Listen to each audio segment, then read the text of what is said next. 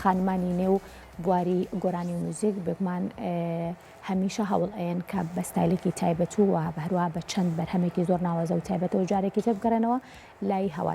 هەوادارانیان لەنجالی یەکێکە لەو دەنگە پڕهست و زۆر تایبەتانی نێوگۆرانی موزیکی کوردی کە بێگومان وەک وەزانین هەمیشە بەوتنەوەی گۆرانیەکانی مامۆستا محەممەدی ماملێ ناسراوەتەوە لە دەستپێکی کاری هوەری ئەویشەوە جارێکی تر بەوتنەوەی بەشێک لە مامۆستا بڵین بەرهەمەکانی مامۆستا محەممەدی ماملێ جارێکتر کاری لەسەر کردوونەتەوە ئەم هەوڵانەی هونەرمەند لەنجالی بێگومان بەردەوامیان هەیە و لە ئێستاە لە ڕێی بڵین پێگەی تایبەتی خۆی لە تۆڕی کۆمەڵایەتی ئینستاگرام ئاماژەی بۆ کردووە کە مژدەی ئەوایەت بە بەشێک لە هەوادارانی کە بێگومان گۆرانیەکی تری زۆر تایبەتی مامۆستا محەممەدی ماملێ هەڵێتەوە لە ئایندەیەکی نزیکیشە پێشکەشی هەواداران و گوێگرانی خۆیەکەت.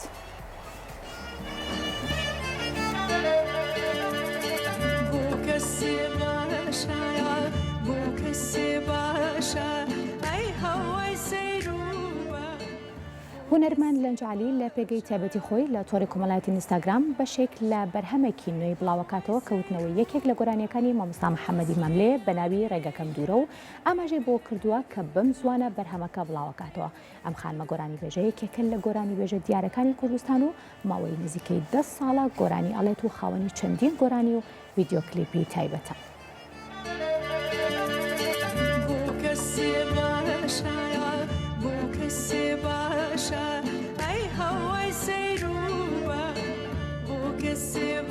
Shine.